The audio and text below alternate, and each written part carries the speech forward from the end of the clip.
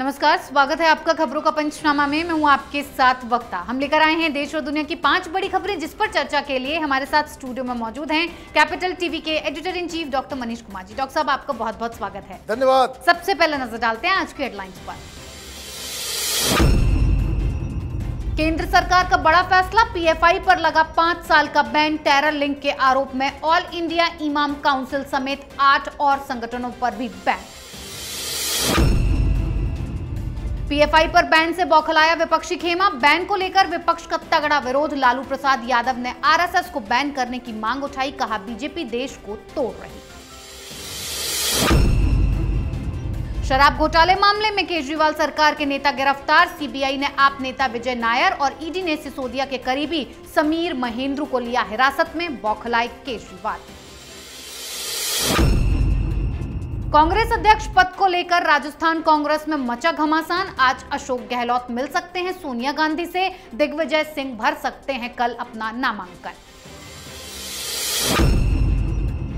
SU से लौटने के 10 दिन बाद पहली बार नजर आए चीनी राष्ट्रपति शी जिनपिंग। नजरबंदी और तख्ता पलट की अफवाहों पर लगा विराम।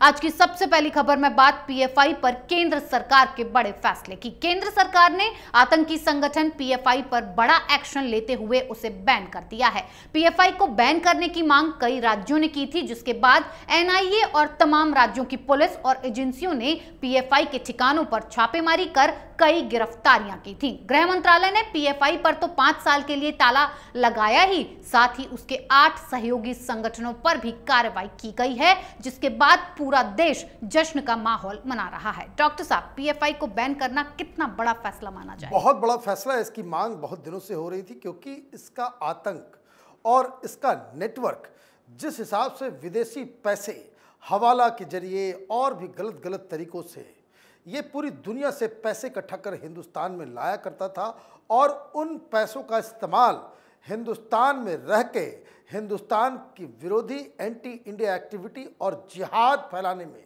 जो वो खर्च कर रहा था, ये एक इंटरनल सिक्योरिटी का एक बहुत बड़ा मुद्दा बन गया था। लेकिन जिस हिसाब से मोदी सरकार ने दृढ़ता दिखाई, एक निश्चय दिखाया कि इस तरह के एलिमेंट्स के साथ कोई कोताही नहीं बरती जाएगी, और इसलिए इस पे बैन लगाया गया। बैन लगाने के साथ साथ ये भी इंश्योर किया गया कि जो तमाम इसके लीडर्स हैं वो सलाखों के पीछे रहें, कोई उपद्रव ना कर सके। ये भी तैयारी कर ली गई कि एक एक करके जितने भी इसके डिजिटल फुटप्रिंट्स हैं, चाहे वो यूट्यूब पे हो, चाहे वो इंटरनेट पे हो, चाहे वेबसाइट्स हो, चाहे वो इंस्टाग्राम हो, तमाम प्लेटफॉर्म्स से इनका नामो निशान मिटाने की कार्रवाई जो है वो शुरू हो गई है। साथ ही साथ जो सबसे अहम है कि इन लोगों के ऊपर जो आरोप लगाए गए हैं वो इतने ज़्यादा खतरनाक हैं कि इनके साथ जो कोई भी खड़ा नज़र आएगा वो भी अब मुसीबत में फंस जाएगा। बैन लगाने का मतलब ये हो गया कि पीएफआई के नाम से अब इस देश के अंदर कोई गतिविधियां नहीं हो सकती। कोई फंड कलेक्शन, कोई धरना प्रदर्शन, कोई बिल्डिंग, तमाम जहाँ जहाँ इनके दफ्तर थे वहाँ पे ताला लगा दिया गया है, सील कर दिया गया है, और ये वापस अब पीएफआई के पास नहीं जाएगा। कड़ाई से जो कार्रवाई की गई है उसका नतीजा ये हुआ है कि पीएफआई आज उसने घुटने टेक दिए। जो पहला बयान आया इस कार्रवाई के बाद, उन्होंने कहा कि सरकार का फैसला स्वीकार है, स्वीकार करने के अलावा कोई दूसरा चारा नहीं है, क्योंकि मुस्लिम समाज ने भी पीएफआई का साथ छोड़ दिया है। जी बिल्कुल डॉक्टर साहब, पीएफआई पर ताला लगने के बाद देश में तो जश्न का माहौल है, लड्डू बांटे जा रहे हैं, लेकिन विपक्ष इससे बेचैन हो उठा है। पीएफआई जैसे ही बैन हुआ तो देश भर के कई राज्यों ने सरकार के इस फैसले का स्वागत किया, लेकिन विपक्ष में बैठे कई दिग्गजों को इस पर बैन लगाना रास नहीं आया, जिसमें आरजेडी, कांग्रेस, आप पार्टी, सपा के साथ साथ कई वामपंथी दलों को भी मिर्ची लगी है। लालू प्रसाद यादव का कहना है कि बीजेपी देश को तोड़ना चाहती है, हम आरएसएस को बैन करने की मांग करते हैं। डॉक्टर साहब, विपक्ष को पीएफआई को बैन करने का जो हल है वो सही नहीं लगा, तो विपक्ष के हिसाब से क्या किया जाना चाहिए? देखिए, ये लालू यादव कौन है? ये चारा चोर, किस तरह के लोग हैं ये सब? इसको तो रहना चाहिए सलाखों के पीछे, और ये देश इनका भाषण सुनेगा। ये MY कॉम्बिनेशन के चक्कर में, मुस्लिम वोट की राजनीति के चक्कर में इन लोगों ने देश का बेड़ा गर्क कर रखा था। और ये सीताराम येचुरी वो आकर के कह रहे हैं कि बैन से कोई फर्क नहीं पड़ता, चुल्लू भर पानी में डूब के मर जाना चाहिए। ऐसे ऐसे अपॉर्चुनिस्ट लीडर्स को, इनके कार्यकर्ताओं को इतनी बार, मतलब कितने सारे CPM के कार्यकर्ताओं की हत्या हुई है केरल के अंदर में PFI के द्वारा। तो जो लीडर अपने कार्यकर्ता का नहीं, अपने संगठन का नहीं, वो देश का कैसे हो सकता है? इनके आंखों के सामने सिर्फ वोट बैंक नजर आता है। कांग्रेस पार्टी ये ज्यादा चतुर बन रही है। इनको वायनाड में लड़ना होता है तो गुपचुप आप जो है PFI से समझौता कर लेते हैं। एक मेवानी PFI के पास जाता है, चेक लेकर के आता है, बताता है कि मैंने PFI से पैसे लिए हैं, इसमें कोई, उसको कांग्रेस पार्टी में शामिल कर लेते हो। कर्नाटक में चुनाव होता है, SDPI के साथ आप जो है उससे समझौता कर लेते हो, कोalition में चले जाते हो। तो दिक्कत क्या है इन तथाकथित सेकुलर पार्टियों की कि ये मुस्लिम वोट के लिए कुछ भी बेच सकते हैं, अपना ईमान, विचारधारा वो तो है नहीं कुछ भी। लेकिन दिक्कत क्या है, ये तमाम ये जो भ्रष्ट किस्म के लीडर्स हैं, जो जिनका धंधा सिर्फ पैसा कमाना ही राजनीति, माने उनका मतलब राजनीति से होता है कि माल कमाओ, सत्ता में आओ, माल कमाओ, लूटो, वही लोग PFI का विरोध कर रहे हैं। दिक्कत क्या है, इनको लगता है कि PFI का समर्थन अगर नहीं करेंगे तो मुसलमान नाराज हो जाएंगे। इनकी मूर्खता का कोई लिमिट नहीं है। मुस्लिम समाज में जो पढ़ा लिखा वर्ग है, जो रैशनल लोग हैं, वो इसका विरोध कर रहे हैं। और ये बात इन विपक्ष में बैठे नेताओं को जितनी जल्दी समझ में आ जाए उतनी बेहतर है। जी बिल्कुल, PFI पर बैन लगते ही सियासत होना शुरू हो गई है। सियासत करने में तो केजरीवाल सरकार भी कुछ कम नहीं है। शराब घोटाले में केजरीवाल के नेता जेल जा रहे हैं। CBI ने दिल्ली में शराब घोटाले के मामले में आम आदमी पार्टी के नेता और कारोबारी विजय नायर को 5 दिन की कस्टडी में ले लिया है। तो वहीं दूसरी तरफ इस शराब घोटाले मामले में ED ने मनीष सिसोदिया के करीबी समीर महेंद्रू को गिरफ्तार किया है, जिस पर केजरीवाल बौखला गए हैं और कह रहे हैं कि अगले हफ्ते तक सिसोदिया को भी गिरफ्तार कर लिया जाएगा, क्योंकि बीजेपी गंदी राजनीति कर रही है। डॉक्टर साहब, ED CBI ने केजरीवाल की मुश्किलों को बढ़ा दिया, क्या लगता है अगला नंबर किसका? देखिए, कोर्ट ने 5 दिनों की हिरासत में भेजा है। कोर्ट के अंदर इस विजय नायर के, आम आदमी पार्टी के कर्ता धर्ता के, ये केजरीवाल के यार की तरफ से कई सारी दलीलें दी। जज ने नहीं माना। जज ने कहा नहीं, प्राइमा फेसी केस है। केस इसलिए है क्योंकि CBI की तरफ से कहा गया कि माय लॉर्ड, ये तो बड़ा फ्रॉड व्यक्ति है। हमारे पास जो विटनेसेस हैं, जो आरोपी हैं इस केस के अंदर में, वो शराब व्यापारी जो पैसा दिया करते थे, उन्होंने तो नाम लिया कि ये पैसा कलेक्ट करवाता था, यही पैसा केजरीवाल को पहुंचाता था। और जब हमने इनको बुलाया पूछताछ के लिए, इसके पास से 5 फ़ोन निकले, हमने सीज कर लिया। लेकिन जब उसको खोला तो मालूम चला कि सारे के सारे फ़ोन को इसने फॉर्मेट कर दिया। ये चैट भी करता था तो सिग्नल ऐप के ऊपर, जो बहुत ही हेविली, वो इजी नहीं है उससे डाटा रिट्रीव करना। तो जज साहब ने कहा कि भाई जाओ। अब आप ये समझिए, ये फैसला कि ये 5 दिनों की हिरासत में जाएगा, प्राइमा फेसी ये आरोपी है और आरोप जो है वो सही है, ये 4:30 बजे ये खबर आई। सवेरे से क्या चल रहा था?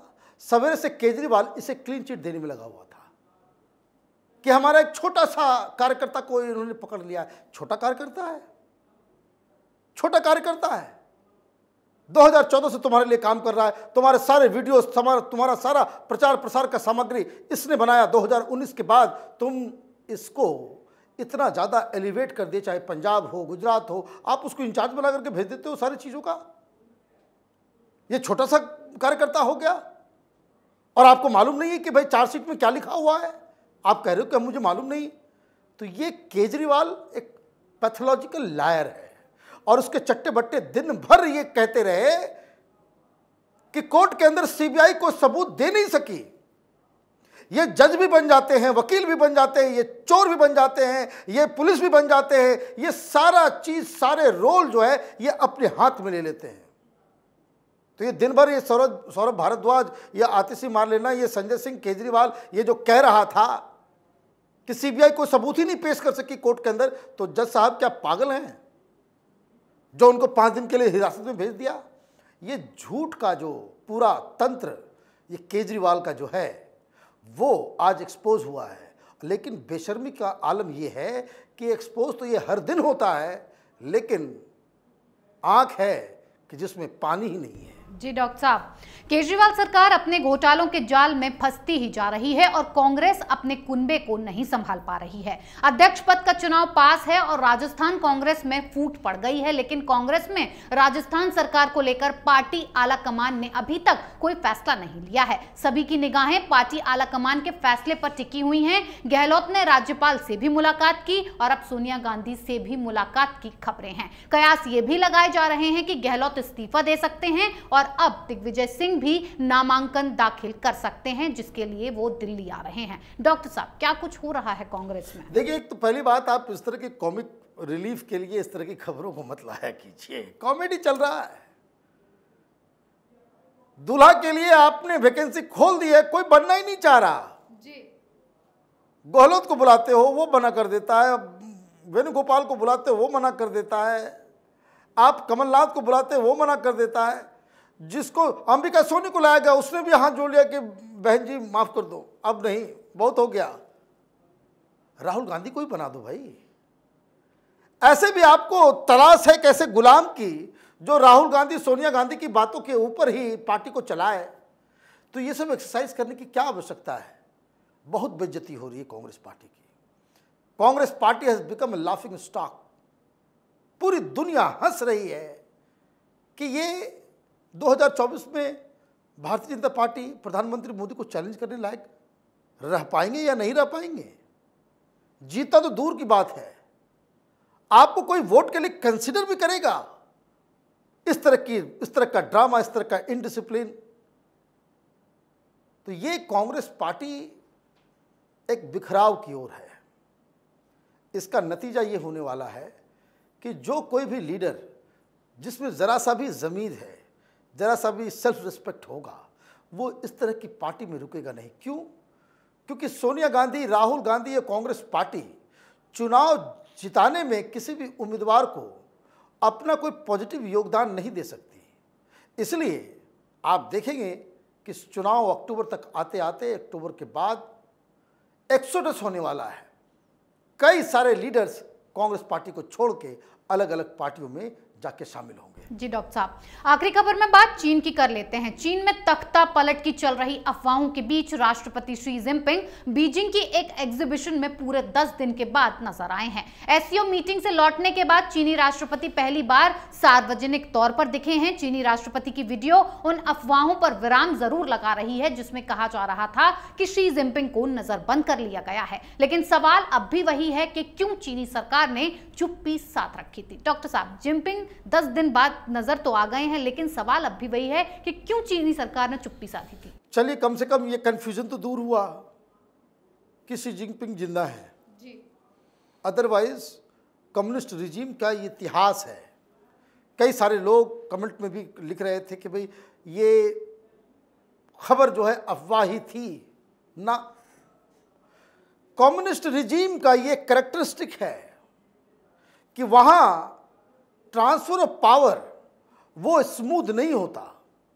ये इनका कार्य प्रणाली का सिस्टम है। अब जैसे वो आए, वीडियो तो रिलीज कर दिया गया, रूटर ने उसे चला भी दिया, लेकिन उनका कोई बयान क्यों नहीं आया जी? आप इस बात को समझिए, 10 दिन से क्या चल रहा था वहां पे। अगर वो हाउस अरेस्ट में नहीं थे, वहां कोई इस तरह की बात नहीं थी, तो ये काम पहले भी किया जा सकता था। आपने एक वीडियो जारी करके इस कंफ्यूजन को दूर करने की कोशिश की। सवाल अभी भी वहीं बैठा हुआ है कि 16 अक्टूबर को क्या होगा। शी जिनपिंग वापस राष्ट्रपति बनेंगे? जीवन भर के लिए वो चीन के राष्ट्रपति बने रहेंगे, या फिर वहाँ कोई पावर स्ट्रगल चल रहा है? अनुमान तो यही है। जो लोग चाइना की इनसाइड को जानते और समझते हैं, वो साफ साफ कह रहे हैं कि कुछ न कुछ तो गड़बड़ जरूर है। वहाँ पे पावर स्ट्रगल चल रहा है और वहाँ पे कई सारे वरिष्ठ लोग शी जिनपिंग की कार्रवाई से नाराज चल रहे हैं।